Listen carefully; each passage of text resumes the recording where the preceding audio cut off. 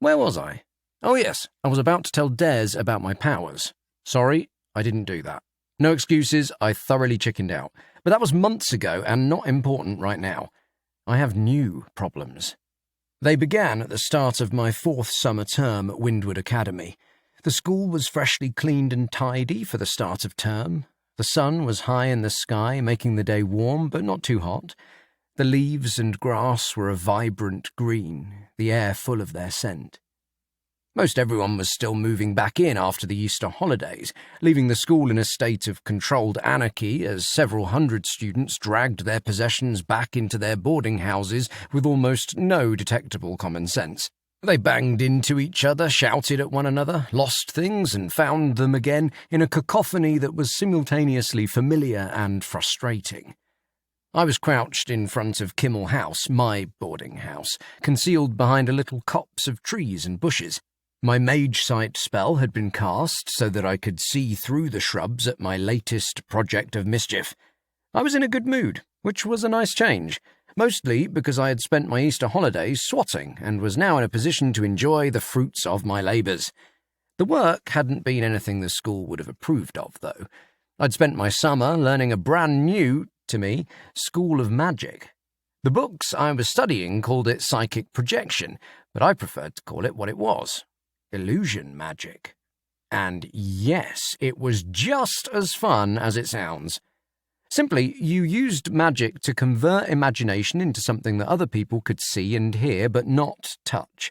Another person touching your projection broke the construct due to cross-contamination of aura and will. The actual metaphysics of that was all rather technical, so I won't bore you with the details. Suffice to say, it was irritating. The projections could be as complex as your mind could make them. The more detail with which you could picture a thing, the better the illusion you could produce. Naturally, the more complex the object, the harder it was to make it look real. When I'd first started, I'd struggled with even the most basic exercises. It took me 3 of my allotted 4 weeks to even produce a convincing budgie. Thankfully, it was a fairly steep learning curve, so once you had the basics, it was just an exercise in concentration and focus, and magic could help with both. Anyway, I was now skilled enough to produce something passably like invisibility on small objects, still having trouble with anything bigger than a beanbag, much less a person, which was very frustrating. It was simpler than you might think, essentially just projecting an empty space where the thing you're trying to hide was. Simple to explain, astonishingly tricky to execute properly, but I managed. That afternoon, I was cunningly disguising a rather hefty, nearly perfectly spherical rock as a patch of empty air, moving it slowly with the odd nudge of will so it would roll into just the right place so that it would... There! Charles Oxley went flying, falling face first onto his suitcase, which exploded upon impact, launching his clothes, Armani and Gucci, the pretentious twit, straight into a very large puddle.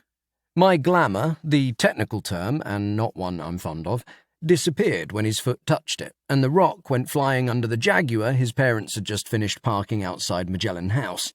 The Ox and I had a complicated history. As you might have guessed, I didn't like him very much. Among other things, he had nearly beaten me to death and left me tied to a set of rugby posts, trusting to the elements to finish the job. So I occasionally liked to remind him that karma was out there, and that she had his number.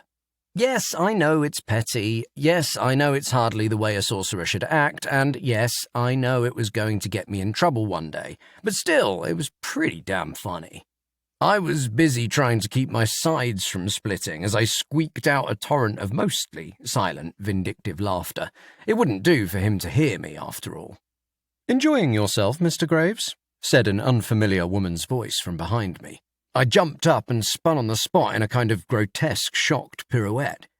"Excuse me?" I squawked as I landed, still in a little shock as I turned to look at the newcomer. She was a striking young woman. Couldn't have been more than a couple of years older than me to look at. She was taller than me by an inch or so and wore high heels, which gave her just enough extra height to loom. She was wearing an elegant maroon skirt down past her knees with matching jacket over a silk blouse buttoned to her neck. Her face was attractive, heart-shaped, with soft green eyes that were scrunched into an expression of displeasure.